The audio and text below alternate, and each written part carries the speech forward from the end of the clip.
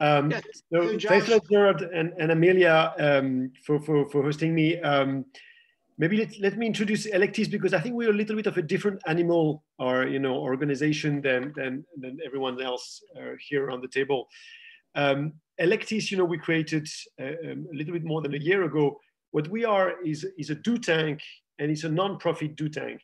And I guess why we got fascinated. My co-founder and myself. My co-founder comes from the startup world. I come from the institutional world. I was a civil servant. I was an advisor to different ministers, to President Sarkozy, and we realized that what was missing in this whole debate, or I mean, what we could be useful for, is the pragmatic approach. When I was listening about the debate around the MIT paper and how we can respond to that, I mean, there is of course a technical discussion, but at the end of the day, and I think Larry made it clear when he was talking about trust, is how people feel about these different voting instruments. And what we thought is, together with all the people who are developing solutions, here we have votes and clear ballot, and people who are really implementing them as you are, Amelia, how can we have a place where everyone gathers in a very non-profit manner and just test all these solutions and see what does work, what doesn't work, how can we better it, what is best for what kind of usage, because maybe there's not one size fits all solution. Mm-hmm. When we talk about blockchain, Larry, you were saying there's security related issues and there's policy related issues, and I think blockchain certainly has a lot of say on security and accessibility, and there's technical answers to that. But there's also, at the end of the day, a policy answer to that. I think there's something very rich in blockchain. It's the fact that it's decentralized. And I think this has a huge impact on people's reaction. Amelia, you started saying like 2020 was, a catalyst year for voting. And because of course the US election showed how much there is to renovate in our systems. But I think in 2020, there's something else which happened, which is all these grassroots movements we saw around the world, and there's been Friday for Future, and there's been Black Lives Matters, and there's been all these youth movements and group movements everywhere. And what it shows is, there's an intern catalyst, the system is itself, questioning itself, and there's an outside catalyst. And people are not really trusting the system anymore. So blockchain there is very powerful. And so what we're trying to do with Electis is to have that horizontal approach, which is embedded in blockchain itself.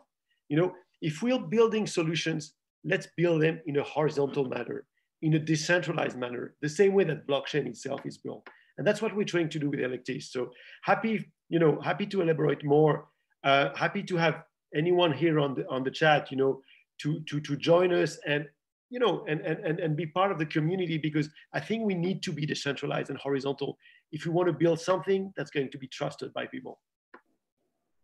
Yeah, I think that's a great point. I think that in the past, people just trusted that the government entity counting the votes was valid. But I think, Giles, you made a great point. Globally, people have lost trust in the system. I think the COVID situation has really accentuated that. You have the number of people, I think, prior, like January of this year, I think if you took a survey of people, do you trust what the World Health Organization tells you, you would have a high percentage of people who said that.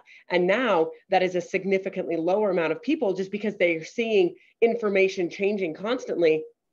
Plus, like you say, that I think everything from the World Health Organization to whoever counts our votes to, just like you say, with the Black Lives Matter, with the criminal justice system, there's a lot of distrust in the system. And I think you really did a good job of outlining that there needs to be that transparency and that ability. And I think elections is a great place for that. Yeah.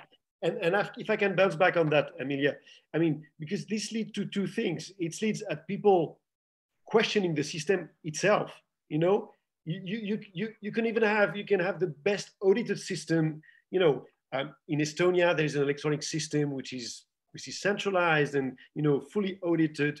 But if you would ask Estonia to run the same system with voters in Russia, and it will be just the two people deciding on the front on the frontier, then of course there'll be distrust, even if it's fully audited and ex post and everything. And at the same time, these movements, these grassroots movements, they are working on their own new electoral tools because they want to be more legitimate. So you have these two pressure at the same time. And I think, we can look at it as threat and saying like, oh my God, the whole system's going to collapse soon. Or you can look at it in a positive way, saying like, wow, there's all this energy around how you legitimate power and how you get into politics. And I think that's the bet we want to do with electees, bet on these people who want to build a new kind of trust. And I think we should, accompany that movement. Right. I think that's a great point. I think the human spirit has always prevailed, right? 10,000 years, we've always prevailed.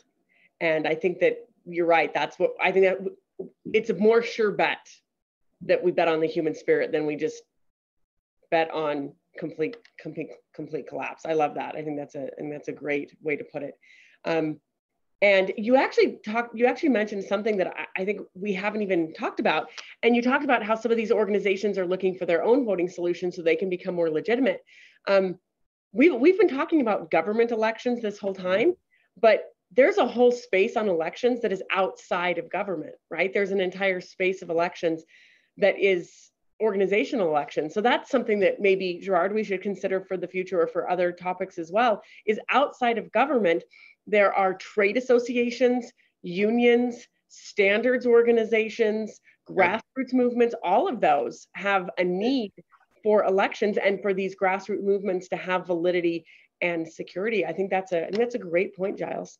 If I can take one example, to see how, I mean, Giles, hey, very small point. Go for it. For example, we're working with, at the COP26, which is the big, assembly on climate change, and only governments are there, to represent people. Now we're working with the UN and Yongo. Yongo is the youth NGO for climate change. So it's the parent NGO for all the youth NGOs on climate change. We're helping them to elect their representatives in a democratic manner. Because then the day they arrive at the table of the governments at the COP26, and they can claim, look, we've been elected in a transparent e-voting system. So we're as representative as you are, you governments. And this is going to be very powerful. So I think there's a lot of places in the world where you would see these organizations looking for new standards.